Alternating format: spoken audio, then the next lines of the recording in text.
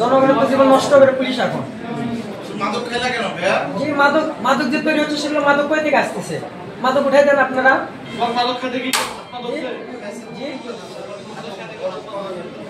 কেন মাদক উঠাই দেন, তাহলে তো আর খাবে না। অপরের টাকাটা দিয়ে কেড়ে নিবে, এটা অপরাধ হয়নি? এটা তো অপরাধ। তাহলে এত কথা বলছো, এটা তোমার ভুল হওয়া উচিত।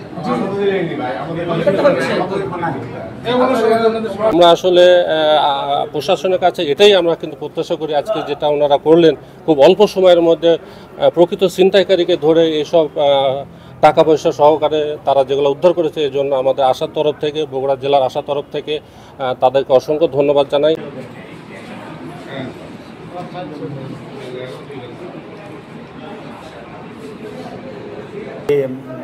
ওনার সাথে আমার মামার কাছে যাওয়ার জন্য চেষ্টা করি। যাওয়ার পর প্রতিমধ্যে দেখি যে চাপা গলি। তখন আমার মনের মধ্যে একটু সন্দেহ মনে হয়, ওই সাব্বির যে ছেলেটা আমাকে আঘাত করে, সাব্বির সামনের দিকে আঘাতে থাকে, আমি পিছনে যাচ্ছি। এমতো অবস্থায় যখন দেখেছে না গলি চাপা গলি, তখন আমি সটকে পড়ি, চেষ্টা করি। সে পিছনের থেকে এসে আমাকে জাপটা ধরে এবং সাথে সাথে আমার পেটে আঘাত করে। কিন্তু আমার কোমরে ছিল হলো বেল্ট, যার কারণে বেল্টের উপর আঘাত করে এবং ছুরিটা বাঁকা হয়ে যায়। এবং শেষ পর্যায়ে আমার ব্যাগটা হাতে ছিল টাকা সহ। আমি ব্যাগ যখন না দিই তখন সে আমার সাথে জোরাজোরি ধস্তাধস্তি করে। দ্বিতীয় পর্বে সে ওই আর একটা ছুরি বাই করে আমাকে আঘাত করার যখন চেষ্টা করে, তখন আমি জীবনের ভয়ে ব্যাগটা ছেড়ে দিই।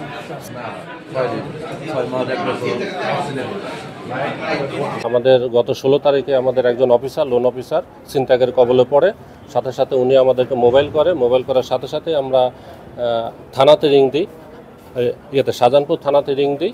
থানাতে রিং পাওয়ার সাথে সাথে প্রায় 10 থেকে 15 মিনিটের মধ্যে উনি এখান থেকে একটা টিম পাঠায়। টিম পেটে তাৎক্ষণিক জায়গাটা তারা পরিদর্শন করে। ওখান থেকে যে চাকু দিয়ে তারা ছিনতাই করেছে সেই চাকুটা তারা উদ্ধার করে।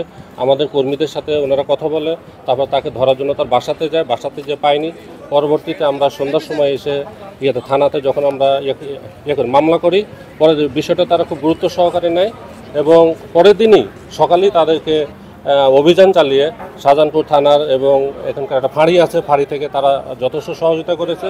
সে মূল আসামি সহ আরও দুজনকে তারা গ্রেপ্তার করে।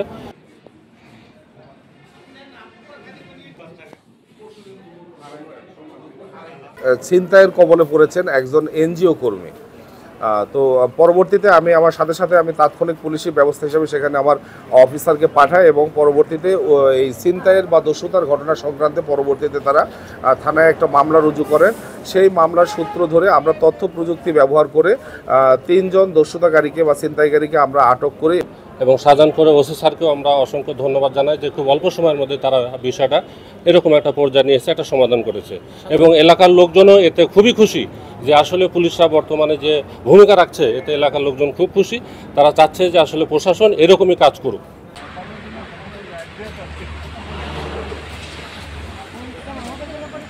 তাদের কাছ থেকে এই দস্যুতার ঘটনায় খোয়া যাওয়া নগদ টাকা 32,000 এবং এই দস্যুতার টাকা নিয়ে তারা যারা দস্যুতা করেছে তারা বেশ কিছু বিলাসিতা স্বরূপ বেশ কিছু প্যান্ট শার্ট, 8টি শার্ট, 3টি প্যান্ট, একটা অ্যান্ড্রয়েড মোবাইল ফোন সহ আরও অনেক কিছু কেনাকাটা করে, সেগুলো আমরা উদ্ধার করি।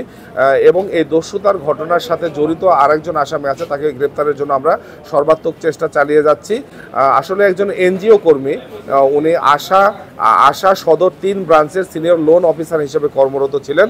উনি এনজিওর একটা গ্রুপের টাকা, কিস্তির টাকা আদায় করা শেষে একজনের টাকা উনি না আসার কারণে আদায় করতে পারতেছিলেন না এবং সেই সংক্রান্তে ওনার স্বামীকে ফোন দিলে কৌশলে সেই স্বামীর ফোনটা বা সিমটা ব্যবহার করত এই দস্যুতাকারীর একজন।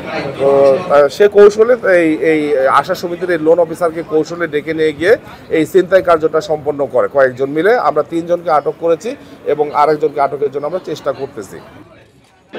আমাদের জায়গায় অবৈধ ব্যবসা হয়, সেগুলো পুলিশ টাকা খায়, সেগুলো আমরা যদি থানায় অভিযোগ দিই, সেগুলো বলে যে তোমরা কি করতেছো, তোমরা করে দাও। তাহলে পুলিশ জনগণের জন্য কি জন্য আছে? আমাদেরকে হাতে নাতে ধরছিল, এগুলো বিষয় নেই, এগুলো আমার কাছে ছিল, ওই চাকুটা তো আমার কাছে ছিল না।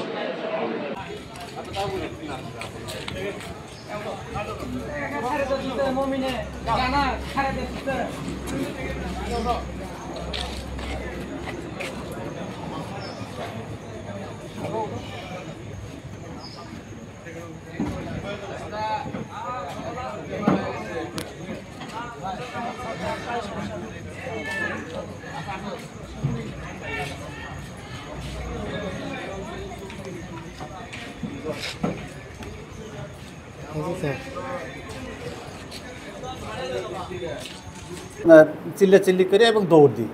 যখন তার সাথে ছাড়তে না পারি তখন আমার ম্যানেজার স্যারের কাছে ফোনে অবগত করি যে স্যার এই ঘটনা, আমি ছিনতাইয়ের কবলে পড়েছি। তখন দ্রুত তারা আসে এবং সাথে সাথে তারা ব্যবস্থা নেয়।